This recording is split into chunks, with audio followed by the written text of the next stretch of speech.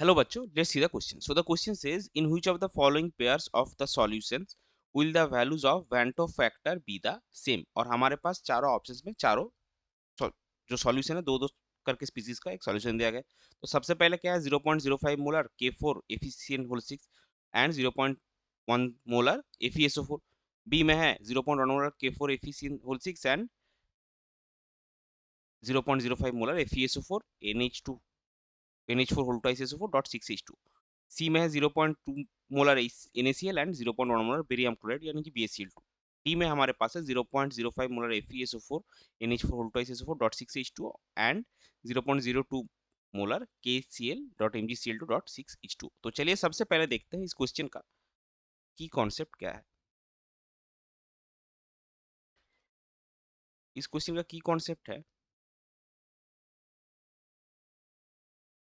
Went of factor. अभी देखिए जो हमारे ऑप्शंस में सारे के सारे कंपाउंड्स गिवन है, ये सारे के सारे स्ट्रॉन्ग इलेक्ट्रोलाइट्स आयोनिक कंपाउंड्स है। आयन में एक्वस ये अपने सॉल्यूशन में जो है आयन में डिसोसिएट करेंगे। So for strong electrolytes Van't Hoff factor I is equal to N is equal to number of ions produced upon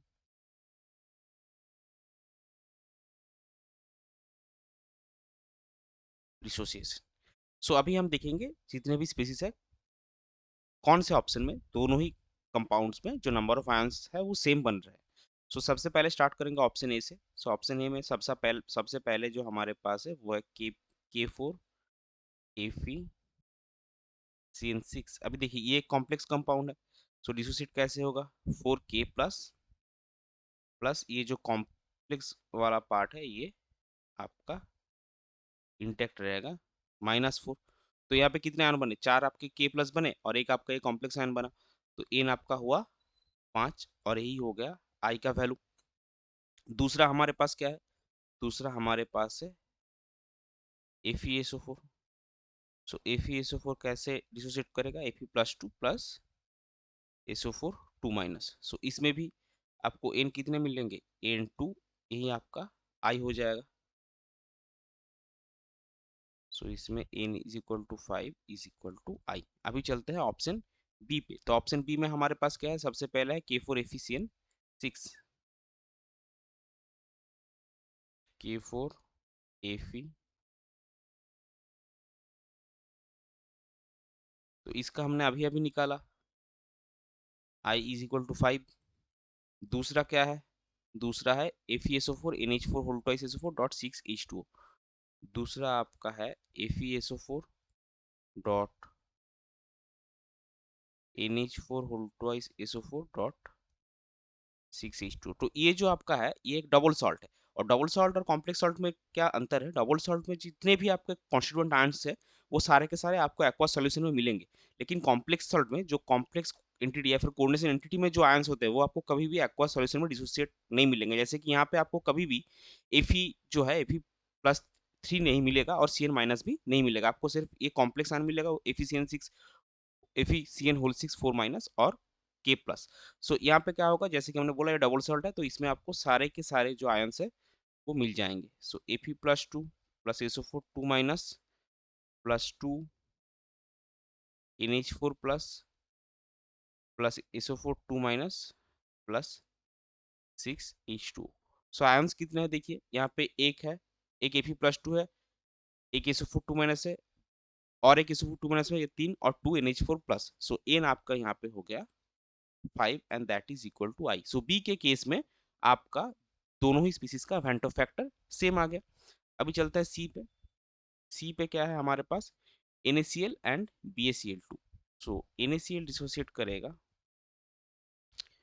कुछ इस तरह से Na plus plus Cl minus और BaCl2 डिसोसिएट करेगा कुछ इस तरह से barium +2 plus 2Cl minus.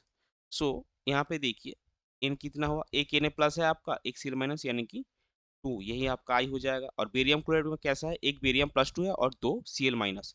So total number of ions आपके होंगे 3। So n is equal to 3 is equal to I. So यहाँ पे जो आई का वैल्यू है फेंटो फैक्टर का वो सेम नहीं हो रहा है। ऑप्शन डी पे चलिए।